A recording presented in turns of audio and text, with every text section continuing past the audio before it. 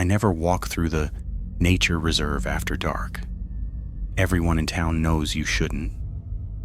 No street lights, no rangers, no phone signal, just trees and the things people claim to see between them.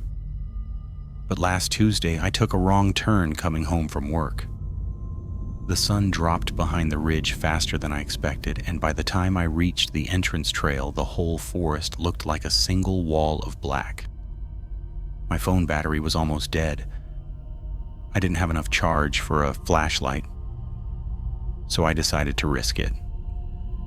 The first 10 minutes were fine, though quiet, still, almost peaceful. Then I noticed something strange. My footsteps weren't echoing correctly.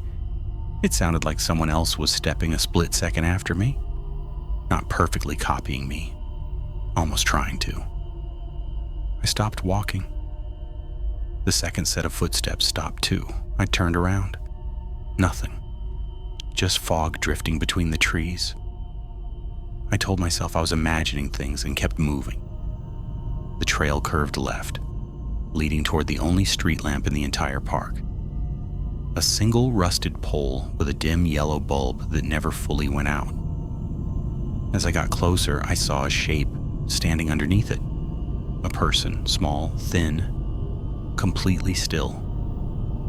I froze. My stomach dropped.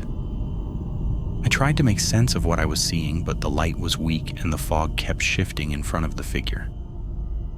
I stepped closer, just enough to see better. It wasn't a child. It wasn't even facing me. It was standing perfectly straight with its back toward me, looking deeper into the forest. I whispered, "Hello." No response. I didn't dare touch them, so I kept my distance and walked around the figure slowly. When I reached the other side, I finally saw the face. There wasn't one. Just smooth skin, no eyes, no mouth, no expression at all. I stumbled backward, my foot snapped a branch. The sound echoed through the trees like a crack of lightning. That single sound changed everything. The faceless figure tilted its head upward like it was smelling the air. Then it stepped away from the lamppost and walked into the dark. I didn't move.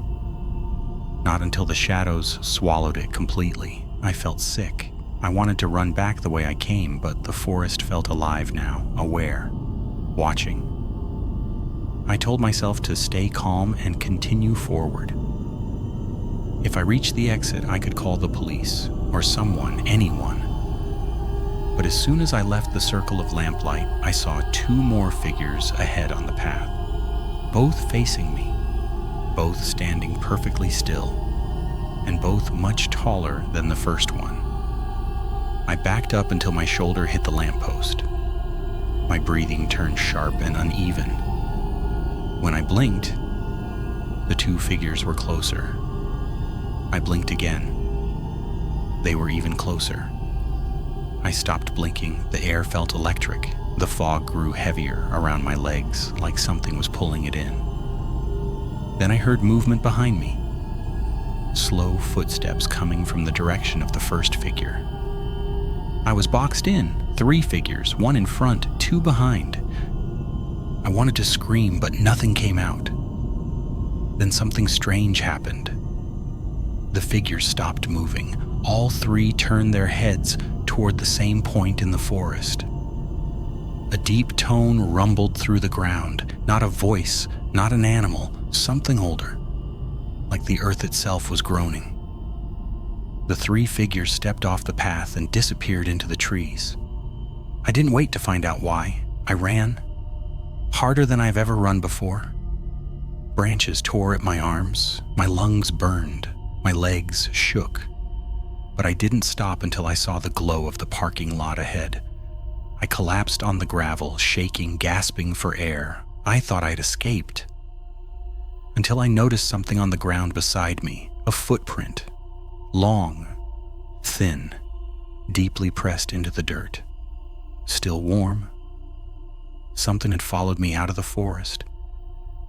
And when I looked up toward the tree line, I saw 3 silhouettes standing just beyond the reach of the lights, watching, waiting. Like they were memorizing me the same way I memorized them.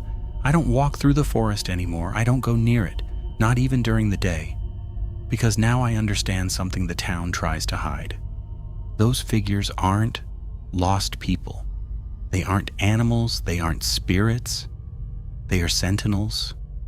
And once they notice you, they never stop paying attention.